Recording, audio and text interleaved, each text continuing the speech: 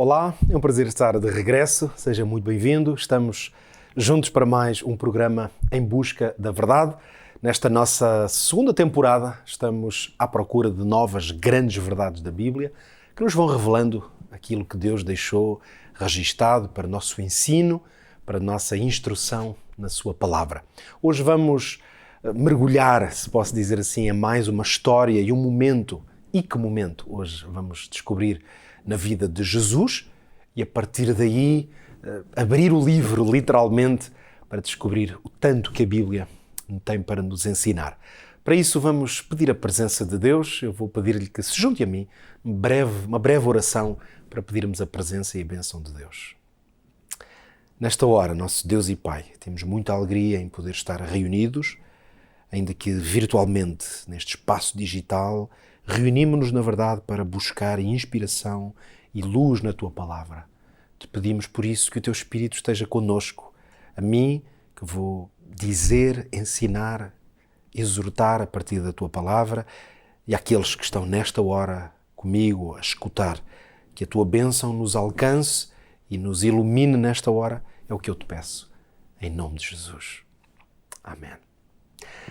Fique atento, já sabe, no final de cada programa pode sempre ir ao nosso site novotempo.pt/em busca da verdade para aí pedir, precisamente lhe enviemos a apresentação deste e, na verdade, de cada um dos nossos programas. É uma forma de poder solidificar o seu estudo, quem sabe nos dias a seguir voltar a reler estes textos ou guardar esta informação e estas apresentações que podem ser úteis em qualquer momento, seja para a sua instrução ou até, quem sabe, para ensinar e partilhar com outros. Vamos então hoje à descoberta de um novo tema. Neste quinto programa, está consumado. Com certeza que estas palavras dizem alguma coisa, são uma expressão fortíssima que foi proferida por Jesus no momento único da história da sua vida, mas também na história das nossas vidas e deste universo inteiro. Vamos por isso hoje descobrir, vamos partir à descoberta e vamos então focar-nos hoje no Evangelho de João, no capítulo 19. Vamos ler aí o que está registado entre os versículos 16 e o versículo 30. Eu vou convidá-lo a ouvir a leitura, se estiver connosco, talvez pela rádio ou apenas escutando nesta hora, ou então acompanhar esta leitura aqui no nosso ecrã. Vamos ler então a palavra do Senhor em João no capítulo 19, a partir do versículo 16. Então entregou-lhe para que fosse crucificado. E tomaram a Jesus e o levaram. E levando ele às costas a sua cruz, saiu para o lugar chamado Calvário, que em hebraico se chama Gólgota, onde o crucificaram e com ele outros dois, um de cada lado e Jesus no meio. E Pilatos escreveu também um título e pô-lo em cima da cruz e nele estava escrito Jesus Nazareno, Rei dos Judeus. E junto à cruz de Jesus estava sua mãe e a irmã de sua mãe, Maria, mulher de Clopas, e Maria Madalena. Ora, Jesus, vendo ali sua mãe e que o discípulo a quem ele amava estava presente, disse à sua mãe, mulher, eis o teu filho. Depois disse ao discípulo, eis aí tua mãe. E desde aquela hora o discípulo a recebeu em sua casa. Depois, sabendo Jesus que já todas as coisas estavam terminadas para que a Escritura se cumprisse, disse, tenho sede. Ora, estava pois ali um vaso cheio de vinagre e encheram de vinagre uma esponja e pondo-a num ísopo lhe chegaram à boca. E quando Jesus tomou o vinagre, disse, está consumado. E inclinando a cabeça, entregou o seu espírito. Se analisarmos agora com algum detalhe esta história e este relato incrível que acabamos de ler, vamos começar por tentar entender e fazer algumas notas que nos ajudem a compreender tudo o que está em causa nesta história. Vamos começar por Pilatos, que aqui nos versículos 16 até o 19 é feita referência a Pilatos. Pilatos foi, na verdade, o homem que entregou Jesus. Apesar de compreender perfeitamente que as acusações contra Jesus eram mal intencionadas, e, portanto, Pilatos sabia perfeitamente que Jesus estava inocente, aliás, outros textos dos Evangelhos dão evidência total disso, a verdade é que este homem não teve coragem para se impor e fazer o que era correto. Pilatos sabia que se ele libertasse Jesus, o que estaria em risco ou em causa era a sua posição e a sua honra, e por isso ele fez uma escolha. Ele preferiu condenar um inocente. Logo, ao entregar Jesus, como diz o texto, qualquer esperança que ainda existisse, até para os seus discípulos, de que pudesse ser feita justiça, terminou ali. Até porque os dirigentes, especialmente os dirigentes espirituais de Israel, eles estavam ali presentes e estavam sedentos de sangue. Por isso eles queriam ter as suas mãos cheias de sangue e Pilatos quis lavar as suas mãos, uma expressão, aliás, do Evangelho, e ao lavar as suas mãos, Pilatos condenou Jesus, mas com certeza não se livrou de ter que ele próprio também prestar contas por esta morte. Outro detalhe muito interessante neste relato que acabámos de ler, ali entre os versículos 25 e 27, vemos como Jesus cuidou dos seus, mesmo no momento da sua morte. Vemos Jesus tratar a sua mãe por mulher e a dizer-lhe: mulher, fica aqui, eis aqui o teu filho. Ora, no Próximo Oriente nós sabemos que tratar a mãe como mulher, ou usando a expressão mulher, era um trato até relativamente comum e respeitoso, ao contrário do que nos pode parecer em português. Mas talvez o mais significativo aqui seja pensar que no meio da sua agonia, uma agonia tremenda, física, não apenas física, mas centremos-nos por agora no sofrimento físico de Jesus, e mesmo assim ele vai preocupar-se com os outros, com os semelhantes. E é por isso que ele vai entregar a sua mãe ao cuidado de João, o discípulo, o seu discípulo, e João também o vai entregar ao carinho e ao amor de sua mãe. Um outro detalhe aqui é pensar que quando José e Maria levaram Jesus ao templo de Jerusalém para ser circuncidado, o Evangelho de Lucas, particularmente, conta-nos que eles encontraram ali Simão e Ana. Ora, neste encontro, Simão disse a Maria que uma espada trespassaria a sua própria alma. Foi uma declaração profética deste homem, que, aliás, recebia revelações de Deus. Agora, ali naquele momento na cruz, Maria estava ali a ver Jesus, o seu filho, enfrentar aquela condenação terrível. Eu acredito que lhe tenham vindo à memória precisamente essas palavras de Simão, e ela compreendeu o seu significado como nunca, ao ver Jesus ali pendurado numa cruz. Ora, a cruz, também ela, enquanto instrumento de morte e de sofrimento, a cruz é um facto histórico, e é um facto histórico não apenas na vida de Jesus, como a Bíblia nos registra, mas um facto histórico mais alargado. Há uma história, aliás, interessante, um momento da história, quando alguns trabalhadores que estavam num bairro do norte de Jerusalém, um bairro chamado Givat Hamvitar, eles, enquanto nos seus trabalhos, descobriram restos mortais dentro de um túmulo antigo, e eles estavam muito longe, aliás, de imaginar a relevância desta descoberta, que depois foi, claro, trabalhada pelos arqueólogos do Departamento de Antiguidades de Israel, que examinaram o conteúdo e acabaram por descobrir e perceber que se tratavam de restos mortais de alguém que tinha sido condenado à cruz e, portanto, crucificado como sentença, precisamente no primeiro século da era cristã, e, portanto, de uma forma muito semelhante à que aconteceu com Jesus, e por isso tornou-se, na verdade, esta descoberta tornou-se uma referência para compreender as crucifixões praticadas na Antiguidade. Agora, quando pensamos na cruz e na morte que Jesus enfrentou ali, o relato dá-nos conta de uma morte que, sem dúvida, foi lenta e dolorosa, não apenas, ou não tanto a de Jesus, mas, na verdade, o sofrimento que passavam todos os homens ou mulheres que fossem condenados à crucifixão. De todas as mortes por condenação, a cruz era considerada a mais desumana e a mais bárbara. Repare que no Império Romano, a cruz estava reservada para escravos e estrangeiros que fossem culpados dos piores crimes. As pessoas eram elevadas na cruz, desde logo completamente nuas, e os condenados ficavam ali à mercê das condições atmosféricas, frio, vento, calor, e também, claro, a vergonha da exposição pública e da condenação das pessoas que podiam simplesmente estar ali a observar. Depois sabemos que o processo da crucifixão, como um todo, era um processo lento e muito doloroso que poderia demorar dias. Repara, o registro que nós temos, aliás, Jesus acaba por ser um O seu processo mostra-nos partes disto que lhe vou agora descrever, embora este conhecimento venha não apenas da Bíblia, mas mesmo de fontes históricas. Repare que os condenados eram primeiramente açoitados e por causa disso a carne e os músculos eram rasgados, esmagados mesmo, porque os chicotes que eram usados para fazer esta tortura e estas penas eram chicotes de couro, que nas pontas desses fios de couro tinham pedaços de ossos e pequenas bolas de chumbo.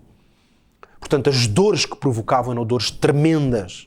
Os órgãos internos das pessoas, dos condenados, no fundo, ficavam muito perto de colapsar. E, claro, depois de estarem ali condenados e pregados na cruz, eles estavam sujeitos aos animais selvagens, aves mesmo, e as pessoas não podiam fazer nada qualquer coisa para evitar esses ataques também.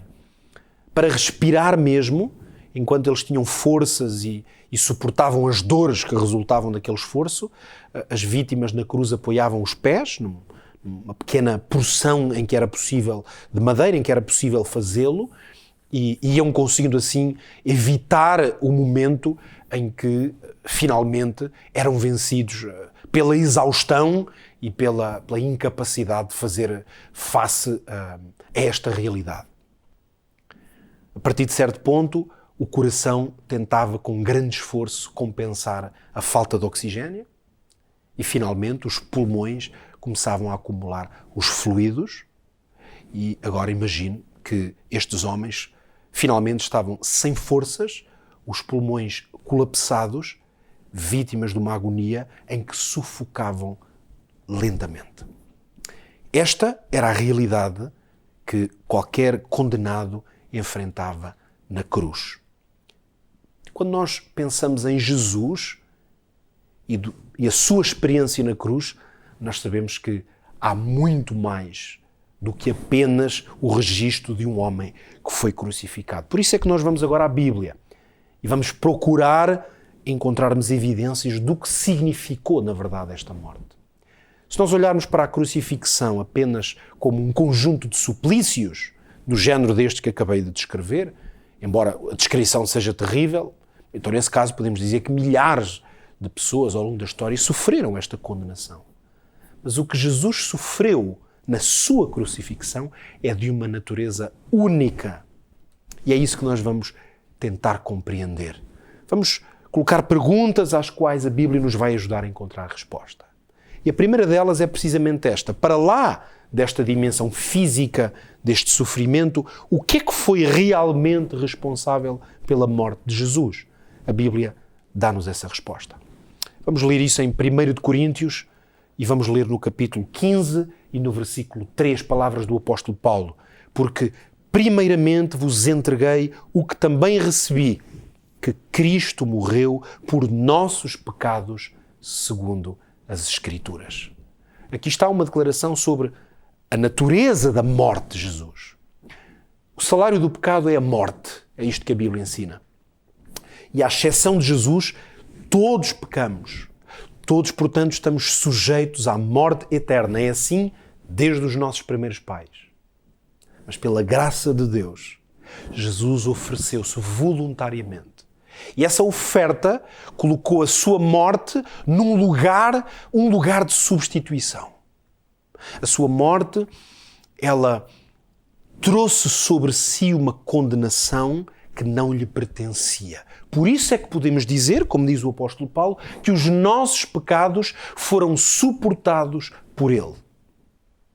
Portanto, quando nós olhamos para a cruz, quando nós percebemos este castigo tão horrível, não é difícil dizer que Jesus morreu não porque foi pregado numa cruz, embora foi ali fisicamente que ele morreu, a sua morte na cruz do Calvário, ela foi bem mais do que isso. A prova que nós temos disso, de que foi o pecado e uma angústia diferente daquela que é apenas física que o levou à morte, é analisarmos o que se passou antes do Calvário, naquele que é conhecido como o Jardim do Getsemane. E quando olhamos para essa realidade, podemos perguntar-nos então que experiência é que Jesus teve nesse jardim poucas horas antes da sua morte. E para isso vamos até o Evangelho de Mateus, onde vamos ler no capítulo 26, os versículos 37 e 38. Mateus registou então o seguinte: levando consigo Pedro e os 2 filhos de Zebedeu, o que fez Jesus? Ele começou a entristecer-se e a angustiar-se muito. Então lhes disse: a minha alma está cheia de tristeza até à morte. Ficai aqui e vigiai comigo. Já pensou nisto? Como é que nós podemos explicar esta experiência que está aqui descrita, esta tristeza, esta agonia profunda? Nós sabemos que Jesus foi sempre uma força, uma inspiração mesmo para os que estavam à sua volta, mesmo aqueles que sofriam. E agora, a angústia que vivia, Jesus vai descrevê-la como sendo pior que a morte. Parece haver aqui um contrassenso. Será que Jesus estava com medo da morte? Será que ele que tinha animado as pessoas com palavras de esperança, agora ele era incapaz de sentir esperança? É aqui que nós podemos compreender que esta incoerência não faria sentido na vida de Jesus. Mas podemos compreendê-la porque esta angústia, esta tristeza de morte, era a angústia de levar sobre si os pecados da humanidade, a angústia de viver a experiência da separação eterna do Pai. Porquê é que podemos afirmar isso? Porque o pecado, essa é a obra do pecado, ele faz profunda separação entre nós e Deus. A Bíblia diz isso em muitas ocasiões. Isaías 59, por exemplo, é um bom exemplo disso mesmo, que o pecado separa-nos. O pecado é extremamente ofensivo a Deus. E é ofensivo porque o pecado é isto, é um afastamento intencional, consciente, daquele que não quer que Deus seja Senhor da sua vida e vira-lhe as costas. Por isso é ofensivo a Deus. Agora, para além do horror da cruz, como este instrumento de tortura e de morte, que já aqui descrevemos, então o que tornou a crucifixão de Jesus única e incomparável foi este peso espiritual de trevas tremendas, este peso de levar sobre si o pecado. Porque ele morreu carregando o pecado. Por isso, claro, quem é que podia desejar uma morte destas? Mesmo Jesus não desejava uma morte com este peso espiritual. E por isso esta agonia se abateu sobre a sua vida. Mas Jesus sabia, claro, que este era o meio de redenção. Por isso, mesmo no meio da angústia, ele avançou. Uma pergunta importante por isso é: que evidência é que nós temos, para além desta descrição que acabamos de ler, uma evidência que nos dê uma espécie de uma prova definitiva do peso que foi esta experiência que Jesus teve. É agora no Evangelho de Lucas, na verdade no registro da mesma história, deste momento no Getsémani, que nós vamos encontrar uma descrição incrível. Neste momento em que ele orava intensamente, como já lemos, diz o versículo 44, que posto em agonia, orava mais intensamente e o seu suor tornou-se em grandes gotas de sangue que corriam até ao chão. Tremenda esta descrição. As palavras, por mais palavras e vocabulário que tenhamos, as palavras nunca serão suficientes para descrever esta angústia particular, única, irrepetível mesmo na história. A angústia que Jesus viveu naquele momento, antes de enfrentar a morte. Jesus chegou mesmo ao ponto de orar 3 vezes para que, se fosse possível, este cálice passasse na sua vida. Por causa dos pecados, os pecados de um mundo inteiro. Jesus estava ali impossibilitado de sentir ou de se aperceber da presença do Pai. Ainda por cima, sabemos, a história registra que ele estava sem o apoio dos seus discípulos, que naquele momento dormiam. Então, é como se Jesus tivesse que responder a si mesmo, como que uma decisão, se ele aceitaria morrer por aqueles, basta pensar nisto, aqueles que agora dormiam, era por eles que ele ia dar a sua vida. Mas também por aqueles que o haviam de trair, por aqueles que na história o haviam de negar, por aqueles mesmo que o levariam à morte da cruz, por aqueles que no passado e no futuro iam desprezar totalmente este sacrifício. O pecado de uma humanidade inteira que tantas e tantas vezes se afasta de Deus, é claro que a pergunta, ela ecoava. Valeria a pena? Seria significativo este sacrifício? A Bíblia dá-nos evidência que sim. Por isso podemos perguntar que visão fez Jesus seguir em frente. O que é que Jesus viu que lhe permitiu, apesar do horror do caminho, avançar? Aí nós podemos recuar a Isaías e naquele tremendo texto profético, Isaías 53, e vamos escolher aqui 2 versículos que nos ajudam a compreender esta visão que Jesus pôde ter naquele momento, que já estava profetizada. Vamos ler então. Todos nós andávamos desgarrados como ovelhas. Cada um se desviava pelo seu caminho, mas o Senhor fez cair sobre ele a iniquidade de nós todos. Versículo 11. Ele verá o fruto do trabalho da sua alma e ficará satisfeito. Com o seu conhecimento, o meu servo, o justo, justificará a muitos, porque as iniquidades deles levará sobre si. Jesus tinha esta visão. A miséria do ser humano, escravo do pecado, a miséria de um inimigo, Satanás, era um quadro ainda mais horrível do que o caminho que lhe estava proposto. Este caminho de sofrimento, esta cruz que se abria, este peso dos pecados, pareceria com certeza aos olhos de Jesus, ainda assim, mais pequeno e suave do que uma visão de um universo, de uma humanidade inteira perdida.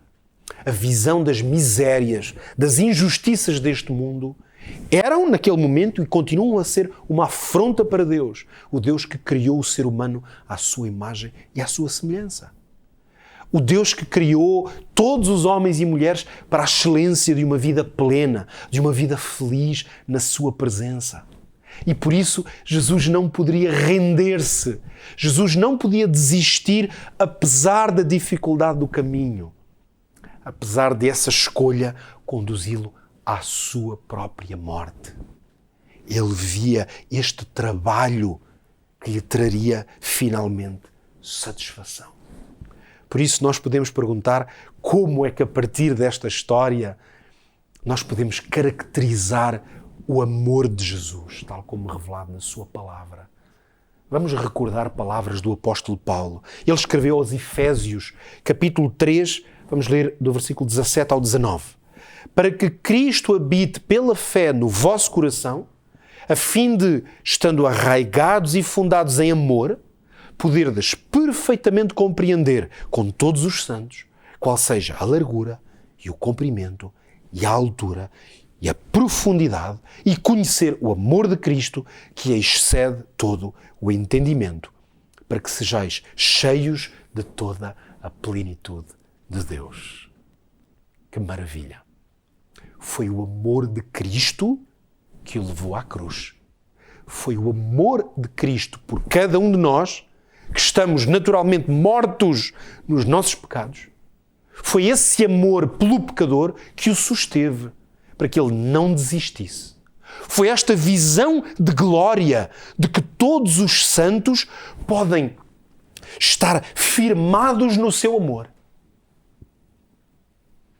Jesus poderia ter desistido, podia, mas o seu amor pela nossa vida foi maior do que o seu amor pela sua própria vida. Este é o amor que excede todo o entendimento. É isto. Este é o amor que, na linguagem também da Bíblia, é loucura, é escândalo mesmo para muitos. Este é o amor que, na sabedoria de Deus, se traduz na salvação para uma humanidade perdida. Aquela humanidade que escolhe crer em Jesus. Se lá no Getsémani Jesus tem desistido, cruz não haveria, nunca teria acontecido. Então, porque é que houve a cruz? Porque é que ele morreu? O que é que o matou? É por isso que é justo afirmar, é coerente ao longo de toda esta compreensão bíblica, que foi o amor de Deus a favor da humanidade, que o levou à cruz. Por isso é que nós podemos afirmar, segundo a Escritura, que este amor excede todo o entendimento e de que não há nada que nos possa separar desse amor. Ora, a pergunta então é se a morte foi o fim da história de Jesus nesta terra? Os evangelhos são claros. Lucas 24, versículos 5 e 6, leia comigo. Estando elas muito atemorizadas e abaixando o rosto para o chão, eles disseram-lhe: porque buscais o vivente entre os mortos? Não está aqui, mas ressuscitou. Ora, nós sabemos hoje, pelas Escrituras, que Jesus venceu, que apesar da sua morte na cruz, ao terceiro dia ressuscitou daquela tumba fria onde ele foi colocado e ele ressuscitou vitorioso. Por isso é que precisamos de lembrar que, ao enfrentar a morte, durante aqueles 3 dias, de sexta para domingo, Satanás parecia ter vencido. Poderia parecer, durante aquelas horas, que Satanás tinha conseguido frustrar o plano da salvação de Deus. Em certo sentido, podemos dizer que se alguém ficasse apenas fixo naquele acontecimento, naquele vazio, porque a morte é esse vazio, é esse nada, é essa ausência total, então nada indicava que a vitória de Jesus estivesse assegurada. Por isso mesmo, aliás, evidência disso também é que os seus seguidores, os seus discípulos, saíram envergonhados. E por isso é que eles fugiram, pensando que no fundo tinham sido derrotados, que as suas esperanças em Jesus eram vãs. Mas nós podemos dizer glória a Deus, porque quando Cristo ressuscitou, então Satanás compreendeu que era afinal o seu próprio reino que estava condenado. Quando Jesus ressuscita de entre os mortos, Satanás, o inimigo de Deus, pode compreender que a sua história está determinada para chegar ao fim. Satanás estava desmascarado nas suas intenções. No dia estabelecido por Deus, o seu inimigo, todas as suas hostes malignas, vão receber uma justa recompensa pelos seus atos, pelas suas escolhas. Essa recompensa que Satanás vai receber é a morte eterna. E a morte eterna do inimigo de Deus é uma boa nova. Não porque alguém se satisfaça na morte, mas ela é uma boa nova porque ela representa a vitória de Deus para todo o sempre e a vitória de todos os que não se submeteram a essas forças malignas. Importa ainda perguntar se a cruz do Calvário terá sido um plano de última hora, uma solução que Deus pensou para ver se resolvia um problema que não estava pensado de forma alguma. Na verdade, o livro do Apocalipse, essa grande revelação de Jesus Cristo, no capítulo 13 e no versículo 8, vamos ler uma porção falando-nos do livro da vida do Cordeiro e do que está registado nele. Diz que lá no livro da vida do Cordeiro, aquele que foi morto desde a fundação do mundo. Curiosa esta expressão. Dizer que o Cordeiro é, aliás, um dos grandes títulos de Jesus no livro do Apocalipse. Ele é o Cordeiro de Deus, por isso ele é adorado eternamente. E João vê-o ser adorado precisamente como o Cordeiro. É dito que ele foi morto desde a fundação do mundo. Isto quer dizer o quê? Que a cruz de Jesus no Gólgota não foi um plano de última hora, não foi um escape de emergência, foi a resposta. Foi a única resposta possível onde a justiça e o amor de Deus se unem perfeitamente. Por isso é que desde o Éden, que estava prometido, desde o Éden, que esta é a esperança para todos, desde esse momento e até ao fim da história deste mundo, o que o homem tenta fazer por si, sem sucesso, praticamente em todas as situações, essa tentativa de autossalvação, se alguém quisesse ir por esse caminho, ela está frustrada. Mas ela está frustrada não apenas pela nossa incapacidade, mas por ser totalmente desnecessária. Porquê? Porque a graça redentora de Cristo foi manifestada na cruz, planeada desde o início da história. Ela foi pensada para se realizar perfeitamente. Foi assim que a cruz, que é esse símbolo tremendo de sofrimento, de vergonha, afinal de contas, pela experiência global de Jesus, não apenas ali o momento em que ele sofre e derrama sangue, por isso é que essa cruz ela acabou por tornar-se sinal de vitória. Por isso é que a cruz representa para o cristão o símbolo maior do amor de Deus. Porque essa foi a maior graça alguma vez concedida por Deus ao homem. Foi esta Jesus ter-se oferecido voluntariamente para morrer pelo pecado. Quem tem Jesus, por isso tem misericórdia, tem perdão, tem vida. E é a cruz que coloca diante de nós esses dons. Por isso é claro, como já lemos, Isaías profetizava que Jesus alegrar-se, teria satisfação nessa obra. Essa satisfação, ela continua a ser sentida por Jesus. Agora que ele está junto ao trono do Pai, agora ele satisfaz-se nessa obra cada vez que ela opera e se manifesta na vida de alguém. Por isso, agora, olhando para a realidade da nossa vida, olhando para o que esta obra de Jesus pode representar para nós, podemos dizer que, tal como Pilatos, na verdade, mais cedo ou mais tarde, nós todos teremos diante de nós esta solene pergunta. Eu gostava de lhe dizer isto mesmo. A pergunta que Pilatos colocou a si próprio e aos que estavam à sua volta, ela é muito mais significativa do que pode parecer, porque nós todos temos de lidar com essa pergunta. E a pergunta é tão clara quanto esta. Está registada no Evangelho de Mateus. Que farei eu, então, de Jesus chamado Cristo? É isto. O que é que fará hoje na sua vida? O que é que fará com aquele que é chamado o Cristo, Jesus? Trata-se de uma pergunta que é universal. Mas é uma pergunta universal, mas que ela requer uma resposta totalmente individual. No Getsémani, Jesus pensou na humanidade, na salvação de todos os homens e mulheres. No Getsémani, Jesus pensou na agonia da cruz. Cristo, que representava, no fundo, toda a humanidade pecadora, ele morreu pelos pecados de todos os homens. A questão que agora se coloca a nós é se iremos crer e experimentar a salvação que Jesus nos oferece. É diante deste dilema, se quisermos, que todos os homens e mulheres se encontram. Por isso é que precisamos de colocar ainda algumas perguntas. Que possibilidades é que nos foram concedidas através da morte de Jesus, uma morte que foi pelos nossos pecados?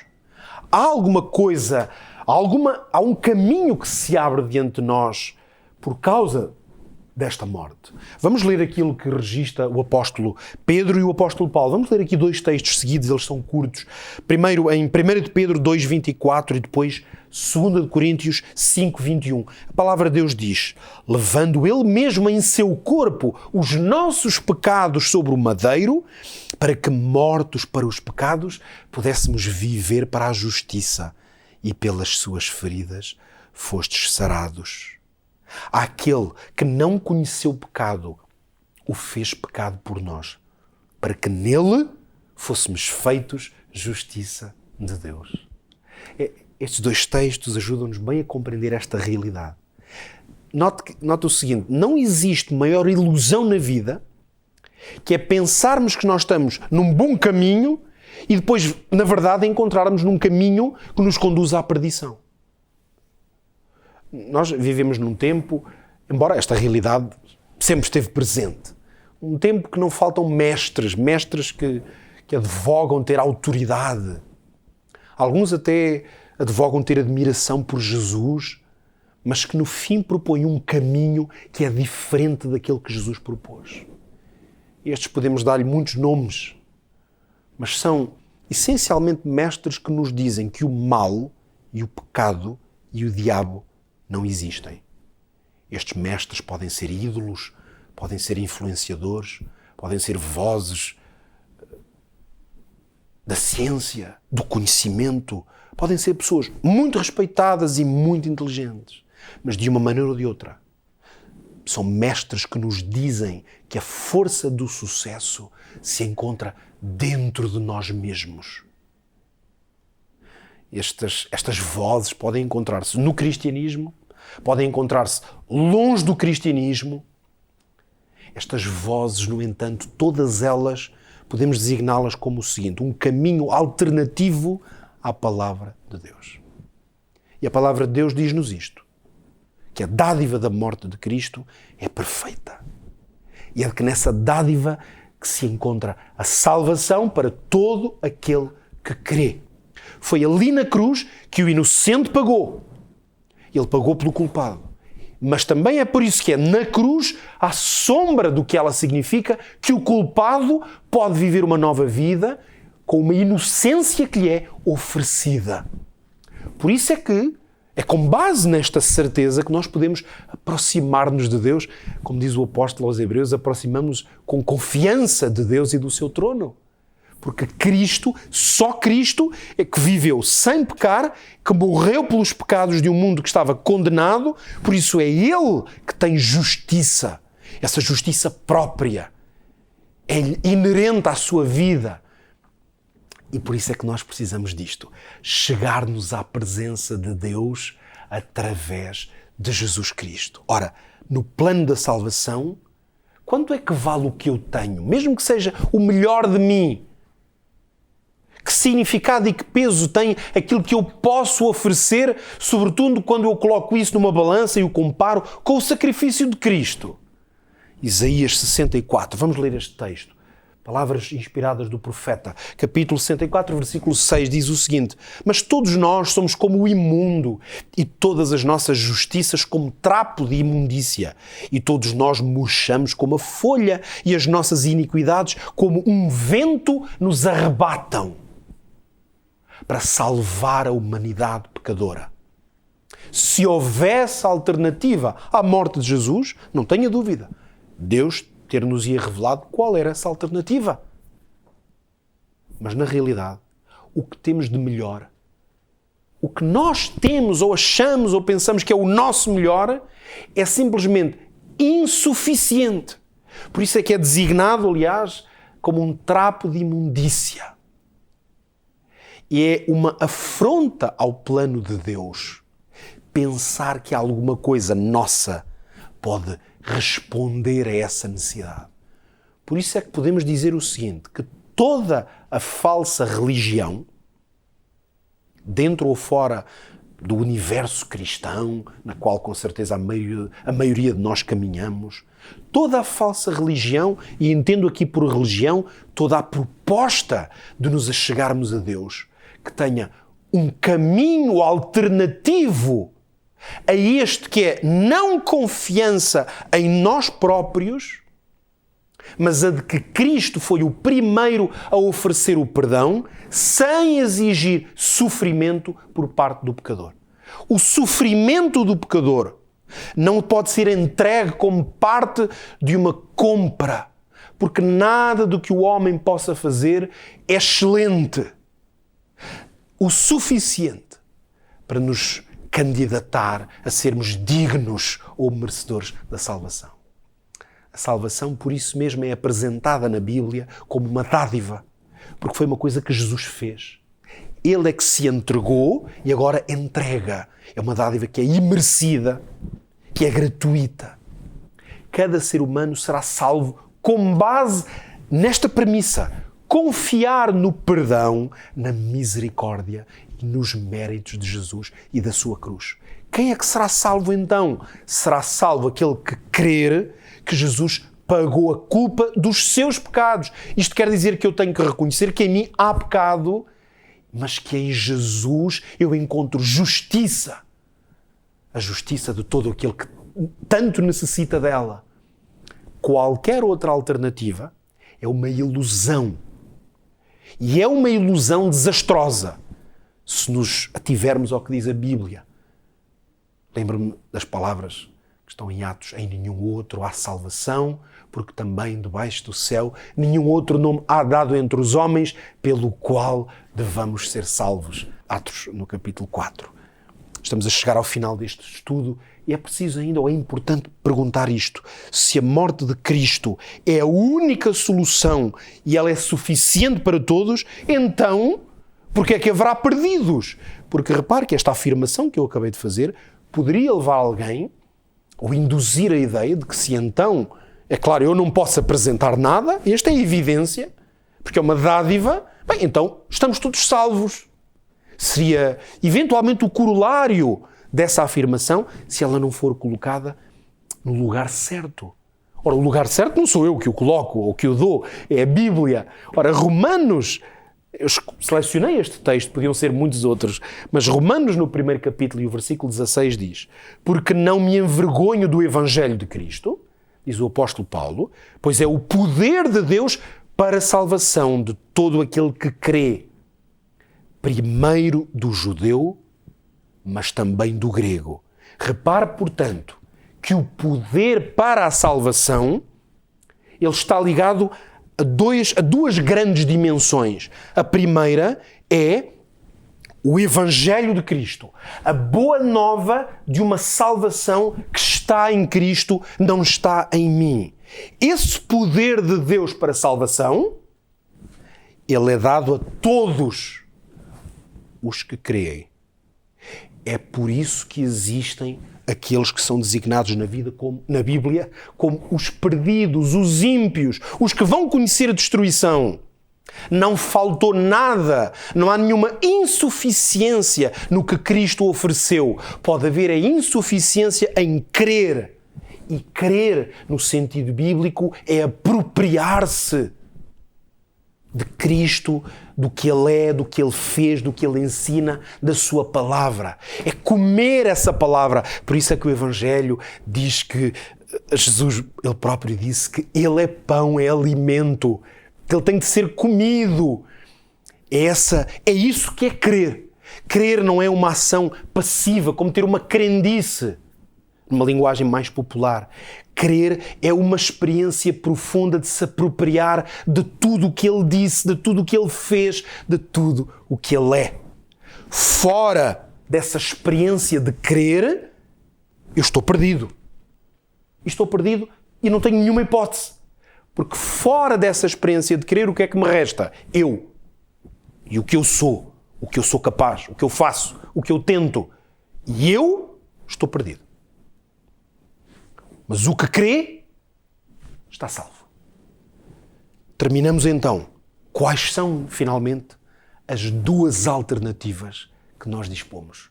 Porque já percebemos que o final não é igual para todos.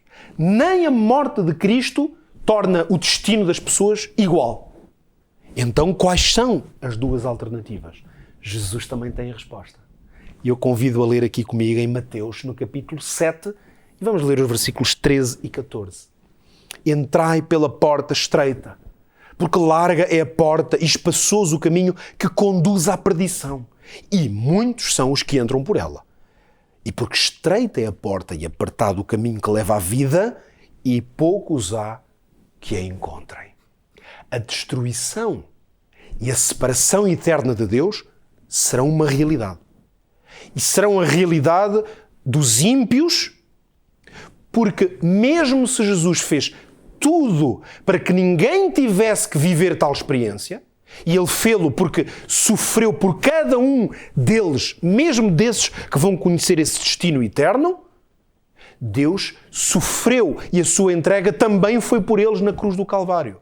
Mas ao não aceitarem ou crerem, como já lemos, no plano de Deus, de uma forma, eu quero que pense, medite bem nisto comigo, de uma forma natural e de uma forma justa, esses homens e mulheres vão enfrentar as consequências das suas escolhas. Nem para eles próprios faria sentido uma vida eterna debaixo da soberania de alguém em quem não creram e a quem não se submeteram. Mas, por outro lado, haverá pecadores. E agora é isto, é que não haverá pecadores, porque todos os que serão salvos são pecadores. Haverá pecadores que também são imerecedores da salvação eterna, mas que vão ser salvos. E vão ser salvos porquê? reconheceram a sua indignidade, desejaram viver uma vida longe da escravidão do pecado, confessaram os seus pecados a Deus e confiaram que Jesus, lembre-se, nós hoje estamos a estudar a história da cruz, esses são os homens e mulheres que eu desejo estar incluído nesse grupo e desejo que seja a sua experiência também, são homens e mulheres que confiaram que o que Jesus fez na cruz e o preço que ele pagou, aquelas gotas de sangue, recorda-se que analisámos há pouco, aquele sofrimento atroz no Getsemane, aquelas gotas de sangue, aquela decisão de ir em frente, essa decisão foi pelos pecadores.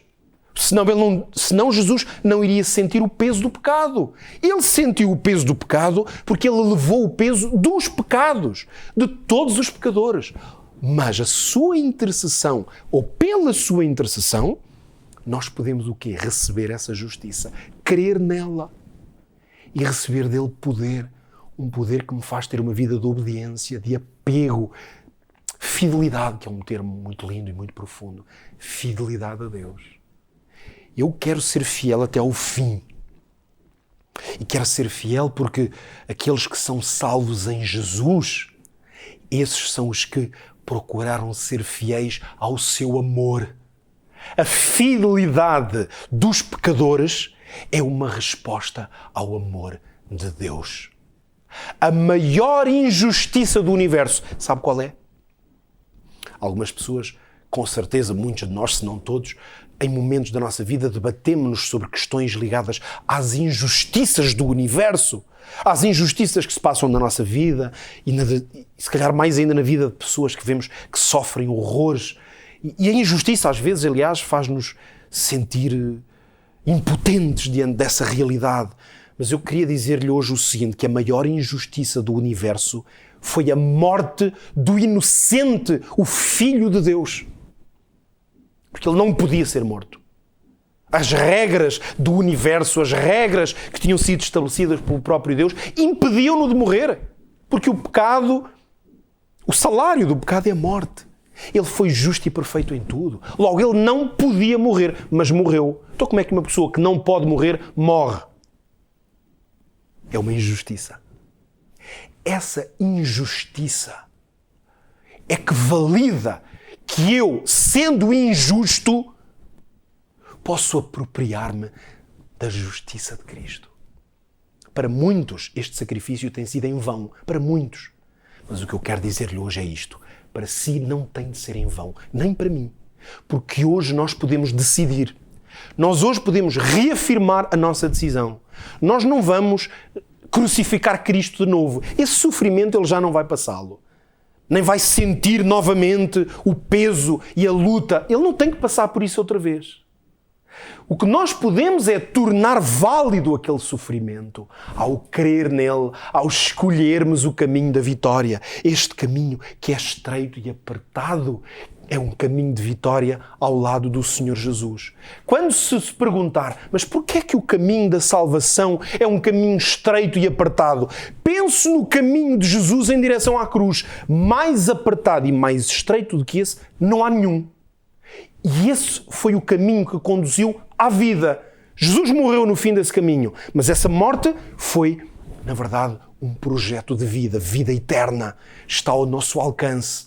A morte de Jesus, a sua agonia na cruz, são a garantia de que nós podemos expressar e viver hoje essa verdade que é libertadora.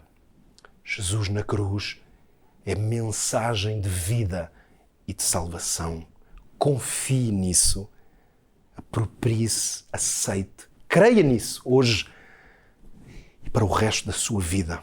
Que Deus o abençoe nessa decisão. Se nós pudermos contribuir para o ajudar, estamos aqui disponíveis. Contacte-nos através dos meios de contacto da Novo Tempo, aliás. Temos o nosso número de telefone, 933 93 9291. Podemos estar ao seu dispor para orar por si, para o apoiar. Ou escreva-nos. Tem contactos e formas de nos contactar no nosso site, em novotempo.pt/em busca da verdade, o site deste programa, onde não apenas pode pedir esta apresentação, mas também entrar em contacto connosco. Quem sabe hoje, assim que me escuta, precisa de conhecer mais profundamente a Bíblia para trilhar este caminho da salvação. Se Deus tocar o seu coração para isso, estamos aqui à sua disposição para o poder apoiar nesse caminho. Que Deus o abençoe. Nós voltamos a estar juntos, se Deus quiser, no próximo programa. Até lá, então.